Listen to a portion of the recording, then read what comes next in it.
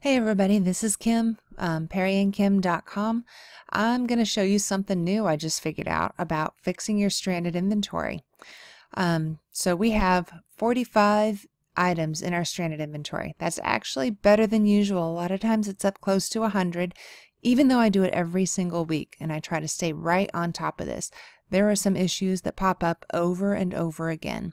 Do you get incomplete listings because maybe you don't know this, but because they need information about batteries filled in? There is a really easy way to do this in bulk so you can fix them all at once. The way you'll know is because these items come up over and over again in your stranded inventory even though you thought you fixed them. They just keep losing their information, and that's because Amazon needs you to input battery information. You can do it one at a time in the web interface, but I'm going to show you how to do it in a bulk upload. So go to Reports, Fulfillment. And once you get over there, you're going to go to Bulk Fix Stranded Inventory. Now this is my default report, so it went straight there for me. But if it doesn't go straight there for you, then under your inventory, go down to Bulk Fix Stranded Inventory and click on it, and it will bring you to this page. You're going to need to click Request Download. I already did that, and it takes just a couple of minutes to come up with your current download. So here's my current one.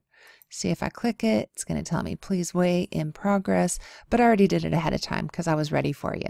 So once it's ready, you're going to click download, and then you're going to see something a little bit like this. Although if you haven't done this for a while, yours might be longer. This is not a complete list of all your stranded inventory because I had, 45 listings? This is just the ones that are not restricted, that don't go to dog pages. This is all the ones that you can potentially fix inside this file. So here's the trick, okay? Once you get in here, you probably want to input some really broad minimum and maximum prices because that keeps Amazon from deactivating your listings due to potential pricing errors.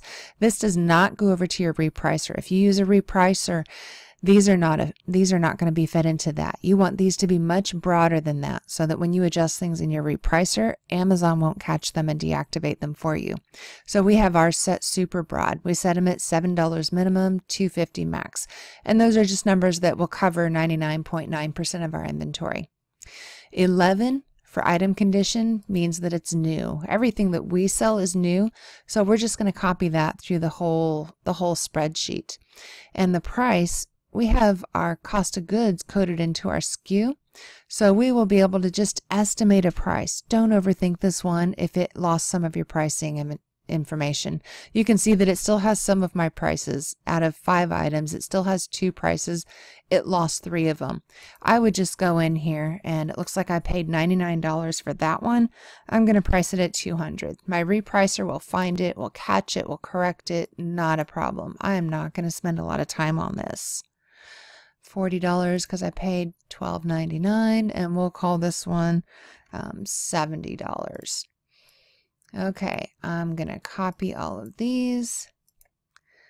I didn't get to the tricky part yet though, okay? This is just normal bulk fixed stranded inventory, right? If you use the bulk file, you do this all the time. Here's the tricky part. See, I have a tab down here called Souped Up. What I did was went to a bigger, fancier inventory loader file, and I pulled in the columns for battery information and hazmat. These are a couple of the things that tend to catch our stranded inventory and cause them to come back over and over again.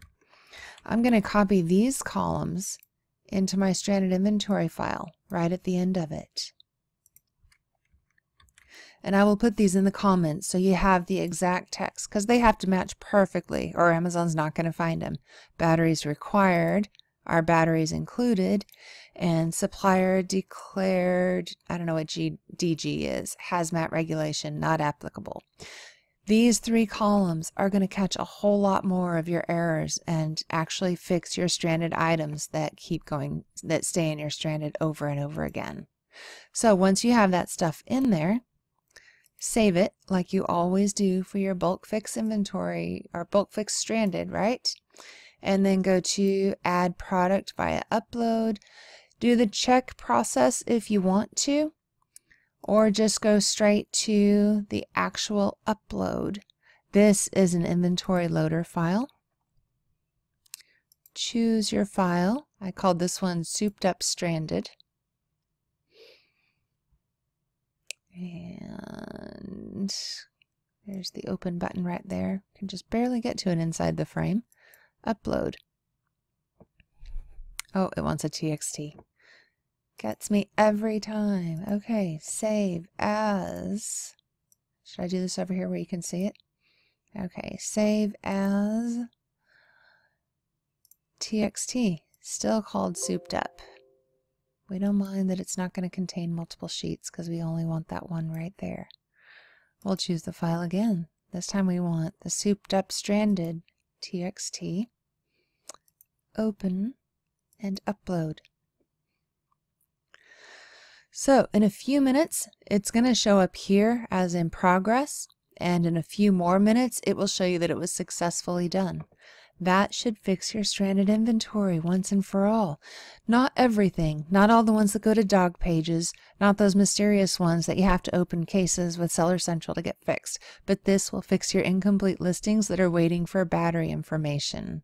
This is cool, right? This is going to save so much time. We've been doing these all one by one manually when they pop up, and now we can do them when we do the bulk fix, which I do every week, and you probably should too.